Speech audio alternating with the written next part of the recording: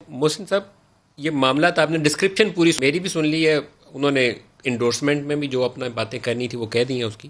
آپ اس کو کیسے دیکھتے ہیں؟ ہم کس طرف جانے والے ہیں؟ دیکھیے ندیم صاحب، جہاں تک میں فواد کے ویو سے بالکل as a political student agree کرتا ہوں.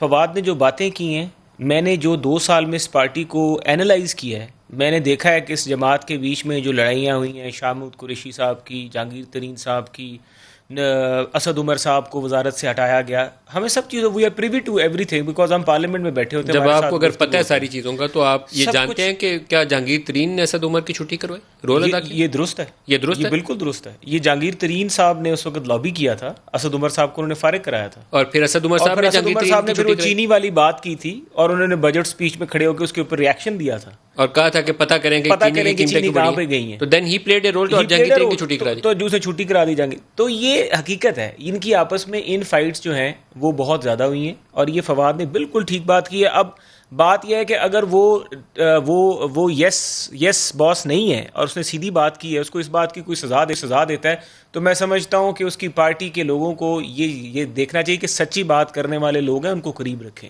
اس وقت جو مالشیے ہیں یا جو اس طرح کے لوگ ہیں، مالشیے جو یس سر.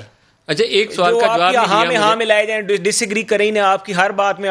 آپ تو مطلب اس وقت دنیا کے مطلب وہ ہیں، مسلمانوں کے رہبر ہیں اور امت مسلمہ کے لیڈر ہیں. یہ تعریفیں کرنے والے جو لوگ ہیں، ان سے عمران خان کو بچنا چاہیے. اچھا، یہ ہمارے ساتھ بھی تھے. پرائم منسٹر کی بھلائی وہ لوگ کرتے ہیں جو بتائیں کہ یہ ریالٹی چیک جو سیدھی بات کریں، یہ ریالٹی جو یہ اپنی نوکری بچانے کے چکر میں، اپنی گاڑی بچانے کے چکر میں، چند 1 لیٹر پیٹرول بچانے کے چکر میں ادھر ادھر کی باتیں نہ کریں. اچھا، میں آپ کو ایک مزے کی بات بتاؤں. جب جنرل مشرف پہ، پھر میں اپنی گفتگو اسی ٹاپک پہ واپس آتا ہوں. جنرل مشرف کے اوپر اٹیک ہوا تو ایک وہ کوئی برٹش یا پتہ نہیں کہاں سے کوئی ڈیلیگیشن آیا ہوا تھا، تو انہوں نے کہا کہ مشرف کا پولیٹیکل ڈاؤن فال آج سے شروع ہو جائے گا، کیونکہ جو اس کو جنرل ایکسیس تھی انفارمیشن تک، رسائی اس کی لوگوں تک تھی، وہ آج سے کم ہو جائے گی، اور جو 25-30 بندے اس کے ارد گرد ہیں صرف وہ اس کی آنکھیں اور کان ہوں گے، اور وہ صحیح فیصلہ نہیں کر پائے گا. اور پرائم منسٹرز کو عام طور پر یہی 25-30 لوگ ہی مرواتے ہیں جو اس کو بتاتے ہیں کہ آپ تو قائد اعظم کے بعد دوسرے آپ ہی لیڈر پاکستان میں آئے. نواز شریف کو بھی یہی غلط فہمی تھی کہ وہ قائد اعظم کے بعد دوسرے وہی ہیں.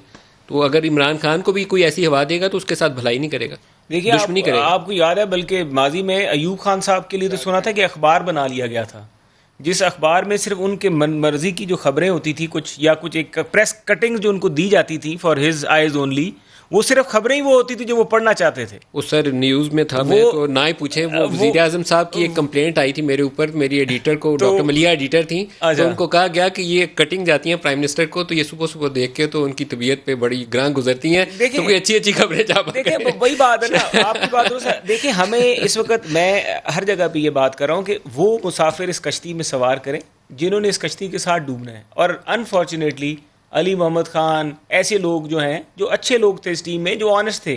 باقی چلیں ہمارا مراد سے ہوگا، لیکن وہ ایک پولیٹیکل ورکر ہے ان کا، چاہے ہماروں سے جتنا اختلاف سے، اس کے بولنے کے اوپر اختلاف سے، اس کی بات کرنے پہ اختلاف. 4-5 لوگ پیسے کھانے والے ہوتے ہیں، باقی پیسے نہیں کھا رہے ہوتے. 152 لوگ. میں اپنے لوگوں کو کہتا ہوں کہ یار، میں آپ کو، مجھے آپ پہ ترس آتا ہے کہ آپ الیکٹڈ ہیں لیکن آپ اپنی جماعت میں سلیکٹڈ کے غلام ہیں. یہ بیچارے 152 لوگ 22 کروڑ. آپ کی جماعت میں بھی ایسے ہی تھا. تو میں تو کہہ رہا ہوں ہماری جماعت میں بھی یہ پرابلم رہی ہے، لیکن ہم ان کو کہہ رہے ہیں. اور میں تو سیدھی بات کروں گا، دیکھیں ندیم بھائی، آپ انہیں کہیں کہ ہمارے حال سے کچھ سیکھ لو. میں تو ان کو یہ بھی کہہ رہا ہوں کہ ہم سے سبق سیکھے. ہم سے جو غلطیاں ہوئی، ہم نے نیب والی بھی غلطی کی ہے، ہم آج بھی، لیکن اس غلطی میں قصور پی ٹی آئی کا بھی بہت زیادہ تھا کہ انہوں نے وہ بل نہیں نکلنے دیا.